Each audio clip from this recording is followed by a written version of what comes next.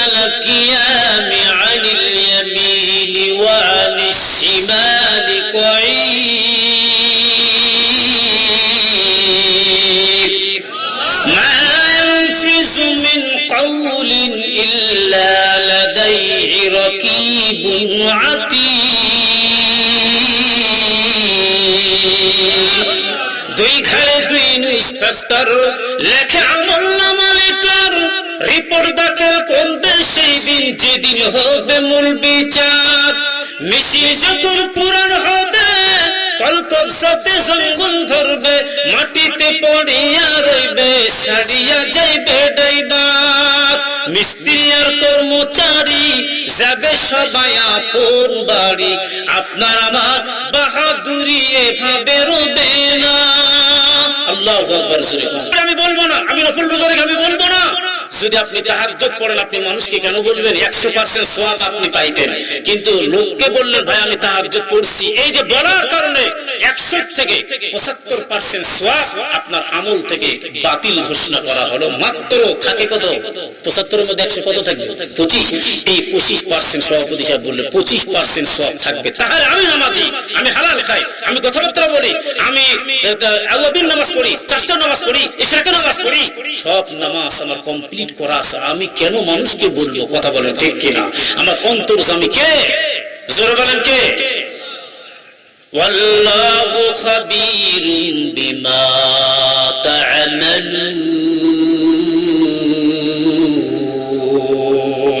ওয়াল্লাহু সামিউম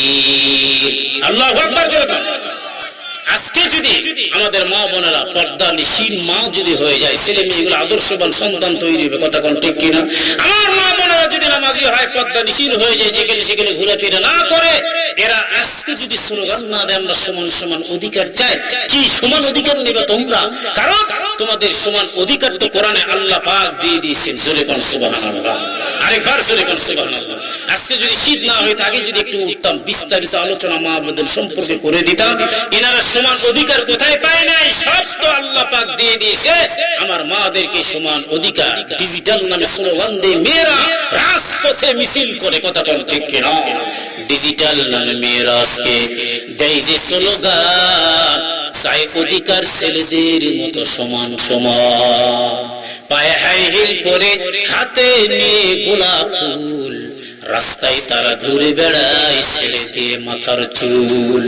ছেলেদেরকে ধাক্কা দিয়ে বলে সরি হঠাৎ করে লেগে গেছে বুঝতে পারিনি হঠাৎ লাগে আল্লাহর নবী বলে একজন পুরুষের কথা মাথায় টুপি নিয়ে টেনশন হয় চিন্তা হয় আরে মোলামার বিরুদ্ধে কথা বলে অথচ হাদিস না যতক্ষণ পর্যন্ত মাথায় টুপি থাকবে আল্লাহর রহমত মাথার মধ্যে আল্লাহ বর্ষিত করাই দিবে ও মা তোমার মাথার মধ্যে যতক্ষণ পর্যন্ত শাড়ির আঁচল থাকবে ওড়না দিয়ে পেঁচায় থাকবা ওই মাথার মধ্যে আমার আল্লাহ ওই মার মাথার মধ্যে অগণিত রহমত আমার আল্লাহ বর্ষিত করাই দিবে জোরে কোন সুবহানাল্লাহ তোমার মাথার চুল হলো দাইমে ফরজ কেন তুমি মানুষকে দেখাইবা কঠিন কিয়ামতের দিন আল্লাহর নবী মেরাজে গেলে একজন মহিলা চিৎকার মেরে এত জোরে কান্নার আওয়াজ আল্লাহর নবী সে বলে এত জোরে চিৎকার মেরে কেন কান্দো এবার বলে কেন কান্দো না জাহান্নাম থেকে কালো একটা কাক আসতেছে যার ঠোঁটটা হলো আগুনের নবীজি এবার যখন আসে এই ঠোঁট দিয়ে তখন আমার মাথার মধ্যে একটা সবল দিয়ে একটা করে চুলগুলো উঠে নিয়ে জাহান্নামে নিক্ষেপ করা দেয় জাহান্নামের মধ্যে যখন ফেলায়া দেয় ওই জাহান্নামের আগুন আমি তো সহ্য করতে পারবো না আগুনের ঠোঁট যখন মাথার মধ্যে দেয় আল্লাহর নবী বলেন যে কষ্ট তাম বিশ্বের মহিলাকে কষ্ট বন্টন করে দিল কেউ সহ্য করতে পারবে না জোরে কোন নাউজুবিল্লাহ ও মা আমি তো করে আল্লাহ আমার খালা আম্মা চাচি আম্মা মাদের বোনদেরকে আল্লাহ তুমি ফাতেমাতুজ জাহরার সঙ্গে খাদিজাতুল কুবরার সঙ্গে জান্নাত দিয়ে দিয়েছো যখন আল্লাহুম্মা আমিন। খাদিজাতুল কুবরা আমার মাকে আল্লাহ খাদিজার চরিত্র মতো খাদিজার মতো তুমি আমার মাকে বানায় দাও। আমার নবী গারে হেরার মধ্যে কষ্ট এমন ধ্যানের মধ্যে কষ্টের মধ্যে আছে খাদিজাতুল কুবরা কিন্তু কষ্ট করে চলে গেল আমার নবীর দরবারে। যারা হজ করছে হাজী সাহেব জানে না ওই যে একটা বড় উঁচু পাহাড় কি যে পাথর কি যে কষ্ট 3 কিলোমিটার দূর ওই জায়গার মধ্যে যখন মাঝে মধ্যে খানাগুলো খাদিজাতুল কুবরা নিয়ে যেত আমার নবীকে কত ভালোবাসে। খাদিজাতুল কুবরা যখন ইসলাম গ্রহণ করলো করার সঙ্গে সঙ্গে 40 মণ স্বর্ণ ইসলামের রাস্তায় উনি ওয়াকফ করে দিল। জোরে বলুন সুবহানাল্লাহ। কত বড় ধনী গোটা মক্কার সম্পদ এক জায়গায় খাদিজাতুল কুবরার সম্পদ এক পাল্লায়। তামাম মক্কার সম্পদের ধনী ব্যক্তির সম্পদের চাইতে খাদিজাতুল কুবরার সম্পদের ওজন আল্লাহর দরবারে অনেক বেশি। সুবহানাল্লাহ। এটা আমার নবী বলে তুমি আর কত কষ্ট করবা, এই যে পাহাড়ের মধ্যে তুমি আসতেছো আর যাও। একদিন খাদিজাতুল কুবরা কষ্ট করে বলে ভাত নিয়ে যায়, বলে রাসূলুল্লাহ আমার কষ্ট হোক তারপর আমি আসব। আমার নবী বড় কষ্ট দিলের মধ্যে বড় আঘাত। এমন টাইমের মধ্যে জিবরাইল আমিন আমার নবীর সামনে হাজির হয়ে গেল। আমার নবীর মুখটা মলিন হয়ে গিয়েছে। আমার নবী কষ্ট যদি পায় আমার আল্লাহ বলে নবী গো আমিও কষ্ট পাই আপনার কারণে। জোরে কোন সুবহানাল্লাহ। জিবরাইল আমিন জানায় দিল যে আসলে আমি জানায় দিলাম সুসংবাদ, একটা ভালো সংবাদ নবী গো আল্লাহ আপনার খাদিজাকে সালাম জানাইছে আর আমি জিবরাইল এবং আল্লাহ খাদিজাতুল কুবরাকে সালাম দিয়েছেন। জোরে কোন সুবহানাল্লাহ। আরেকবার জোরে কোন সুবহানাল্লাহ। জিবরাইল আল্লাহ সালাম পাওয়া তো চারটিখানি কথা নয়, কেউ তো পায় না, ইতিহাসে প্রমাণ নাই, কথা কোন ঠিক কি না? এরপরে কত ভালো জানা না শেষ পর্যায়ে শেষ করে দেব, আখিরি মুনাজাত কমপ্লিট করে বাসাতে যাইব। মাদের জন্য বাবাদের জন্য দোয়া করব আল্লাহ ওই জনম দুঃখিনী মা নাই কবরের মধ্যে শুয়ে এতিমের মতো হাতের দিকে তাকায় আসছে রে বলে ওরে আল্লাহ কি দিব, কিছু তো দেওয়ার মতো না, আমরা খালি হাতে দুহাতটা উঠাইব সন্তান। আপনার আমার মা বাবার কবরখানা আমার মালিক জান্নাতের বাগান বানিয়ে দিবে। সুবহানাল্লাহ।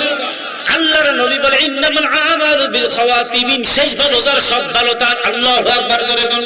শেষ মুহূর্তের মধ্যে সভাপতি নিয়ে কিনা আমরা হাত উঠাইব। এবার দেখো নবীদের যত স্ত্রীগুলো আছে নবীর স্ত্রীর মধ্যে বলে আপনি খাদিজাতুল কুবরা অনেক বয়স হয়ে গেছে, বয়োজ্যেষ্ঠের বিরুদ্ধে তাকে ভালোবাসেন কেন? আমার নবী চোখের পানি ফেলে কান্দার ডাক দিয়ে কয় জাদু, কারণ ভালোবাসি খাদিজাতুল কুবরা হলো আমার দুঃখের দিনের সাথে।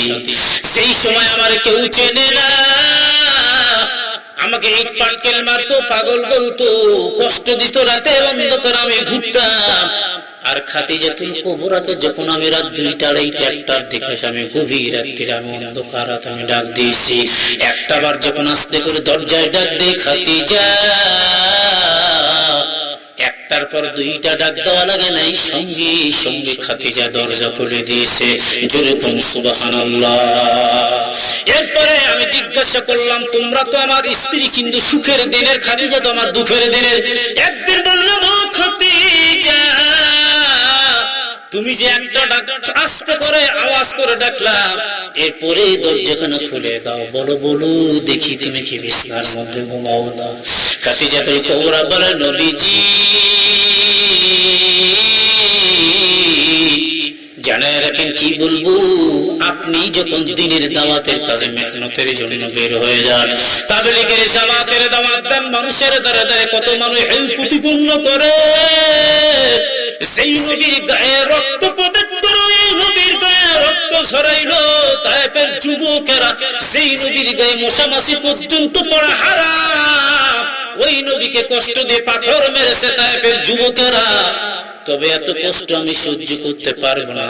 আমি জানি যে এই দিন থেকে আপনার সঙ্গে আমার বিয়ে হয়েছে, আপনি যখন দিনে দাওয়াত দিতে যাও নবী গো, ওই দিন থেকে বালিশের উপর মাথা দিয়ে আমি খাদিজা কিন্তু আমি ঘুমাই নাই।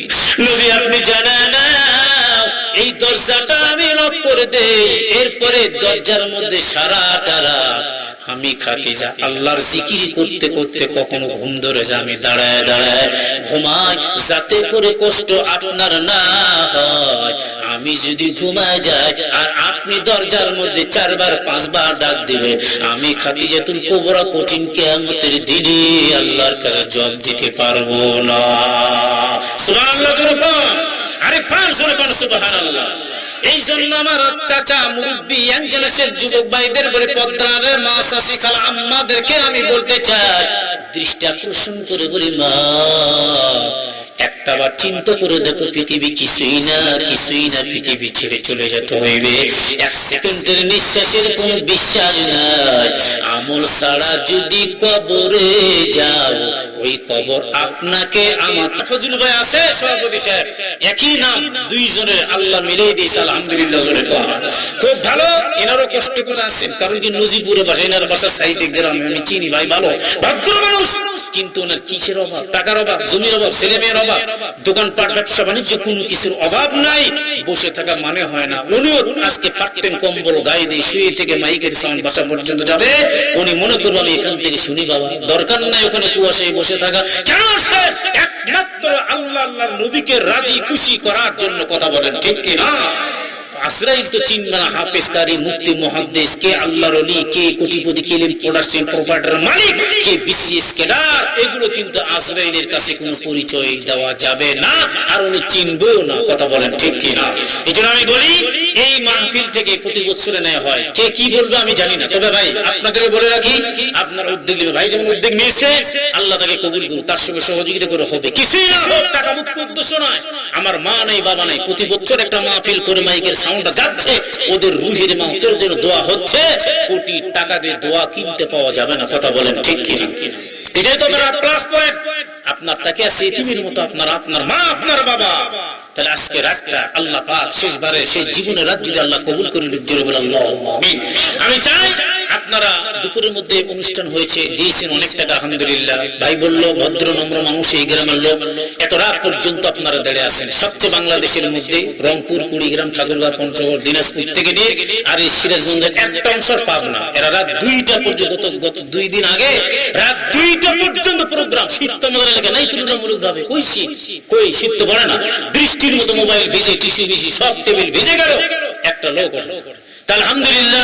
ওই রকম একটা কিছু নমুনা, একটা স্মৃতি আপনাদেরকে পালাম বেলঘরিয়ার মানুষ, প্রতিনিধি থানার অন্তর্গত মানুষ, আপনারা ভদ্র আল্লাহ তাআলা চাতক পাখি নেয় তাকে জমায় বসে যে কতগুলো এতক্ষণ পর্যন্ত শুনলেন, আল্লাহ যেন আপনাদের এই কথাগুলো শোনা, আমল করা, আমল নিয়ে কবরে যাওয়ার তৌফিক দান করে, নবীজির সোনার মদিনায় জিয়ারত করা, খাঁটি মুসলমান বানে জীবনে একবার হলো নবীকে স্বপ্নের যুগে একবার হলো আল্লাহ তুমি দেখায়, মৃত্যুকালে জবান দিয়ে কালেমা নসিব করে কবরে ডাক দিয়ে জোরে বলি আল্লাহুম্মা আমিন। হয় নাই জোরে বলি আল্লাহুম্মা আমিন। সকলের জন্য আমি দোয়া করি, মা বন্ধু আপনার জন্য দোয়া করলাম। দেখি একজন মানুষ প্রথম নম্বরে কাতারে দাঁড়ায় দেন, 1000 2000 3000 500 200 যেই যা পারবেন। এখানে কোনো কমান্ড করব না, জোর জবরদস্তি করব না, রিকোয়েস্ট করতেছি আপনাদেরকে। দেখি একটু তাড়াতাড়ি দেন ভাই, দেখি আমি তাড়াতাড়ি শেষ করে দেব, বেশি রাত করব না, যার কারণে তো আপনাদেরকে আগেই বলেছি। একটু আসেন তো দেখি, ভাই লিখে নেবেন। আপনি 200 টাকা দিয়ে বাকি টাকাটা পরে দিবেন, আপনি 500 টাকা দেন, বাকি টাকা পরে দিবেন, সমস্যা নাই। এরপরে মা বন্ধুকে, পদ্মারের মা বন্ধুকে বলি, আপনারা অনেক মা বোন এই গ্রামে আছে, পশ্চিম পাড়ে বিভিন্ন সাইড থেকে লোকাল ভাবো আসছে, বহিরাগত মা বোন তারাও আসছে, আপনি দিবেন, মাহরুম হবেন না। আপনার হাত টাকা প্রশস্ত করে কবুল করুন, আপনার ফ্যামিলিকে কবুল করুন। দেন রুমাল পাঠে দেন, তাড়াতাড়ি হবে, যান তো রুমাল যান। ভাই আসছে, প্রথম নম্বর স্থান দখল করছে। ভাই কত টাকা দেখেন তো? 500। তো ভাইয়ের নাম কি? এখানে বাসা দেখছেন কি চমৎকার নাম, একটা সৌন্দর্য নাম। সভাপতি সাহেব বলেন মিজানুর রহমান ভাই। লিল্লাহি তাকবীর। আল্লাহ মিজানুর রহমান ভাই রাত গভীরে 500 টাকা করছে দান। আল্লাহ কোনদিন বেইজ্জতি করবে না, ইজ্জত সম্মান তার বাড়া দাও। আল্লাহ গো ওই ওই ফ্যামিলির মধ্যে তুমি শান্তি দিয়া দাও। কেউ যদি কবরে চলে যায়, কবর খানা জান্নাতের বাগান। ওরে মালিক, কঠিন কিয়ামতের দিন আমার মিজানুর রহমান ভাইকে সব পরিবার নিয়ে তোমার জান্নাতের মেহমান বানায় দাও। জোরে বলো আল্লাহুম্মা আমিন। আমিন আমিন আল্লাহ আমিন দানকারিয়া জান্নাতের ও জমিন। আল্লাহু আকবার। জোরে বলুন। কে বললেন? ফজল ভাই। কে? আল মামুন ভাই আমার 1000 টাকা। জোরে বলুন মারহাবা। ভাই দানটারে কবুল করে নেন আল্লাহ, নামাজি বানান, হালাল রুজি খাওয়ার তৌফিক দিয়ে দেন। ও আল্লাহ, মনের আশা পূরণ করায়া দাও। কঠিন কিয়ামতের দিনে সব পরিবার নিয়ে তোমার জান্নাতের মেহমান বানায় দাও। জোরে বলুন আল্লাহুম্মা আমিন। আল্লাহ, তোমার বান্দারা কি কি নিয়তে টাকা দান করতেছে কেউ তো জানে না, তুমি তো জানো। জানবে অন্তরজামি কে? জোরে বলেন কে? আলিমুল গায়বি ওয়াস শাহাদাতি হুয়ার রহমানুর রহিম। जन्नत दो ज़ुक में यारा क्या करूँ आरज़ू है मैंने मुझ में क्या करो हुरे गिल्मा जितने नेमत है तू सबसे बेहतर नेमती दीदार तू। अल्लाह अकबर। রমজান ভাই 100 সামনে আসতেছে কয়েক মাস পর মাহে রমজান। আর মাহবুব ভাই 500 টাকা। যেরকম মারহাবা। আল্লাহ দুইজনের দানটারে কবুল আর মঞ্জুর করালাম, মনের সঙ্গে মনের মিল তৈরি করে দিয়া কঠিন কিয়ামতের দিনে একই জান্নাতে তোমার মেহমান বানাই দিও আমিন। এখানে আর কেউ আছে? হামিদুল ভাই দেশে কত নম্র ভদ্র। এই গভীর রাত্রে ভাই আমার 1000 টাকা দিবা ধারণার প্রতি। বাসা কোথায়? অরিজিনাল বাসা সেই শৈলপি বাজার, ওই যে গোবিন্দপুর ওদিকে শৈলপি নাকি? ও শৈলপি বাজার। আচ্ছা আচ্ছা, ধামুরহাট বাজার পার হয়ে যাওয়া লাগে। ভাই আমার এই গ্রামের জামাই শৈলপি বাজার বাড়ি 1000 টাকা মারহাবা। আল্লাহ ভাইয়ের দানটারে কবুল করে নেন। কত বড় নম্র ভদ্র গ্রামের জামাই। ওরে আল্লাহ, তার পরিবারে কেউ না কেউ দুনিয়ার থেকে চলে গেল, শ্বশুর শাশুড়ি পরিবারে কেউ না কেউ চলে গেছে। মালিক তুমি কবুল করে